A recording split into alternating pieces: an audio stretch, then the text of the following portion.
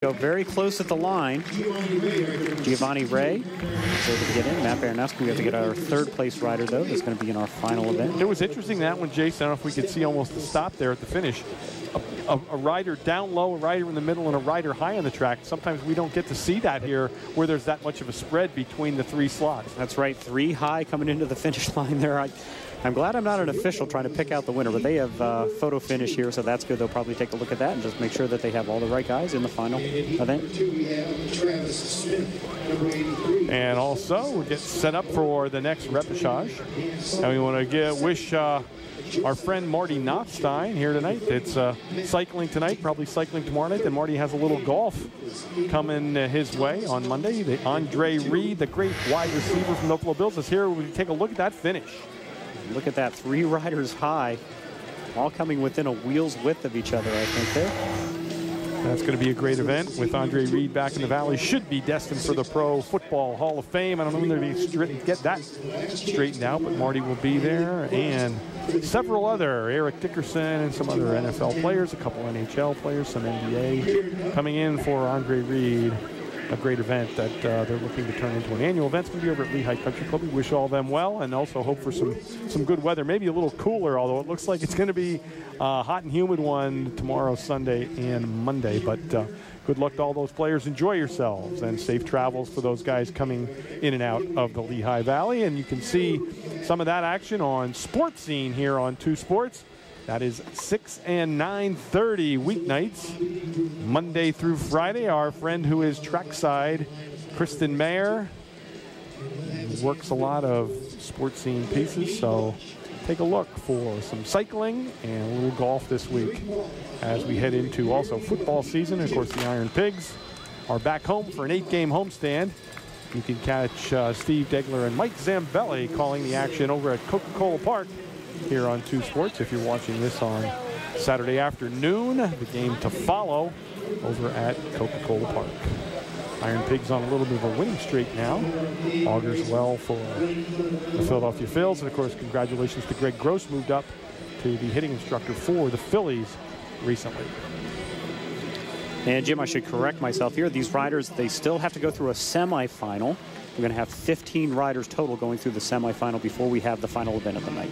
And we want to give a little notice to our viewers, our new viewers, and our regular Service Electric crew. Welcome to our new viewers. This is exclusive coverage here from the Velodrome on 2 Sports. Sometimes they do change some of the formats of the races. The youngsters did a keirin, and they were supposed to just do a 5-kilometer event, so they changed that on us tonight. So we get those changes and we pass them along to you as the show goes on. So hope you understand that there will be some changes, and here they go. They've got another lap or 2 with our motorcycles, setting them up. And if you watch carefully, you can see them pick up the pace as the cycle hits each lap. That's right. That's Andy Kukulis there, right behind the motorcycle, one of our local riders out here. Andy gets to race with the professionals. That's always a good thing. And again, he's not taking any chances. He just wants to be one of the top 3 riders here to get to the semifinals. So he's riding this from the front.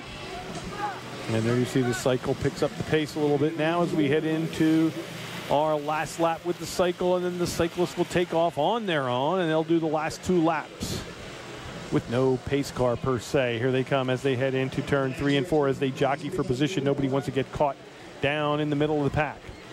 We see one of our riders there. Looks like he wants to ride from the front. Here they come. The cycle will now drop off the track, and there they go. Looks like we have a lot of our Canadian riders in this race. We'll see if they are working together here just to get maybe 1 or 2 of them into the semifinals. Looks like they have things bottled up at the front there.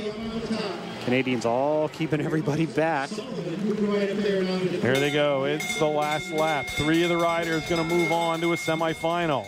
2 Canadians right now, jockey with an Alliance rider, I believe. Travis Smith there in 2nd place, rider number 83, kind of giving his teammate a little distance there, and now he hits the gas. I wouldn't be surprised if he comes up over the top. Here come 3 riders right down low. It's the same guys that head out on that. 2 of the Canadians did make it. Nothing changed from when they passed the starting line into the final lap. And our rider there that won that race, Joseph Valachi from Canada. Both teammates there congratulating each other. They did help each other out a little bit there. The one rider allowed the front rider to get off the front a little bit. Get a little distance there before the sprint actually started, so that helped. A nice ride there. And also sneaking in, is that Ethan Hahn, did they say? I believe Thomas Hums, I think. Thomas Hums got an 81, rider number 81 for tonight. Did make it. And Veloce. And we're going to take a little breather and go trackside to Kristen Mayer with a special guest from the Morning Call.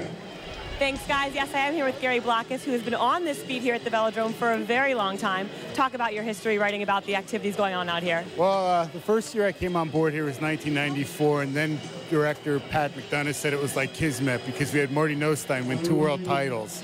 Since then, he's won an Olympic silver medal, an Olympic gold medal. He's won 2 more world titles, so he's like 3-time world titleist. I got to cover it all. So we had the World Cup here. We had Junior World Championships here. We had the U.S. Olympic Trials in '96. It's just been a fun place to be. A lot of great riders, a lot of great U.S. riders, a lot of great international riders. So I'm sure it was a lot of fun watching Marty and on the international stage as well. But which is your favorite event? My favorite event here is anything that there's not lightning for, like there is tonight. I hate rain delays. I hate lightning, and especially sitting in the press box with the metal bleachers. It just doesn't go real well. But my favorite event has to be the Keirin because there's just a lot of raw horsepower in it. The guys are behind a motorcycle for 3 or 4 laps, and they're getting all revved up. Then when it goes off, it's just pure sprinters. And sprinters are the fury of track cycling. They're what drive it. And it's just so much fun to watch those guys throw elbows and try and get to the finish line first. Well, now the Valley Preferred Cycling Center offered a poll this week, and they handed them out at the door. They wanted to know who the audience thought would win the Keirin tonight. So, Gary, who did you pick? Well, I picked the Polish rider, Kamil Kaczynski, just based on heritage. I have a soft spot in my heart for Polish people. And I also picked the Dutch girl, Yvonne. I can't pronounce her last name, Hidjanar or whatever, but I picked her because last week she was talking about she came here to sprint to ride Keirin. So I liked her enthusiasm. But after watching the heats, I liked Roberto Chiappa from Italy, and he just blew everybody away, and I don't think his bike had a big enough gear